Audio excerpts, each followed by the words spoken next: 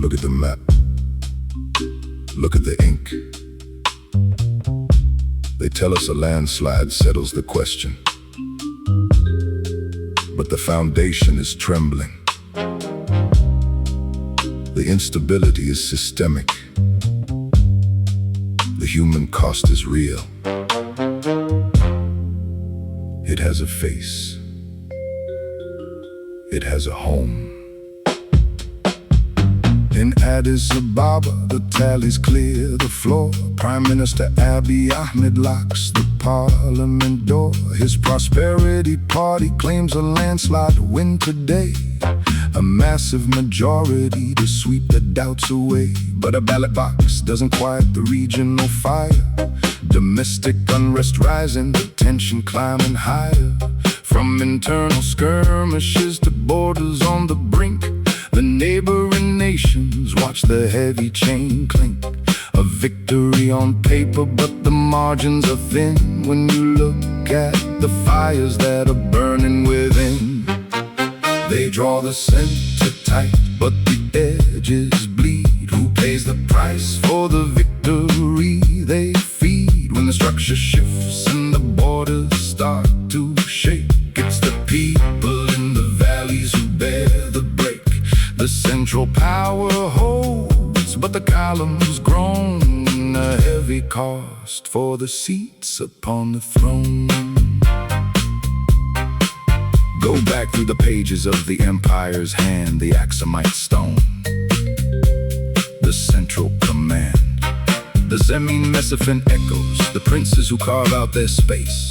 A history of dominance trying to flatten a multi-tongued place. We saw with the empire, we saw with the iron of the Derg, a refusal to share the weight, pushing the regions to the edge.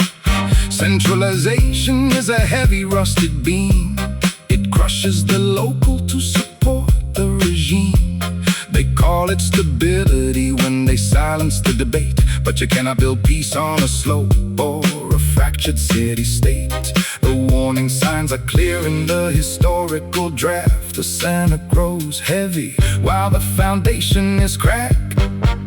They draw the center tight, but the edges bleed. Who pays the price for the victory they feed? When the structure shifts and the borders start to shake, it's the people in the valleys who bear the break.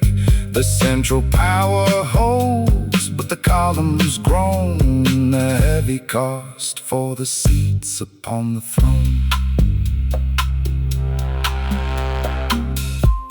I think about the horn, the mountains that stood before any flag was born. My father built with iron, he knew how steel behaves. If the joints don't yield, then the ceiling caves. I look at my daughter, 12 years old, and I think of what she inherits, while the palace counts the votes and claims its merits. The blue Nile flows, it doesn't care about the vote. A mother in a village doesn't read the press note. She only knows the quiet, and she knows when it ends. She knows the shape of shadow when the iron bends. Tensions with the neighbours, the Nile and the sea. A search for a port, a claim to be free. Eritrea to the north, the Somali coast. Power doesn't feed the ones who need it most. You can govern the country like you're ruling a camp. The ink is still wet on the electoral stamp, but the warning signs are clear to anyone who reads. The soil remembers the blood, not the political deeds. They call it stability, they print it in the press, but the human ledger is a record of distress. The election is won, but the ground is still split, and those in the palace are the furthest from it. They draw the center tight, but the edges bleed. Who pays the price for the victory they feed? When the structure shifts and the borders start to shake, it's the people in the valleys who bear the break.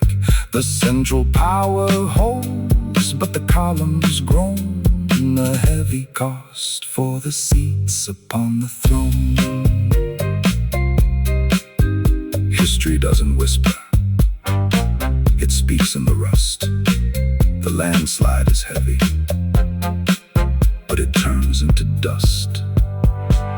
When the center won't bend, the foundation must.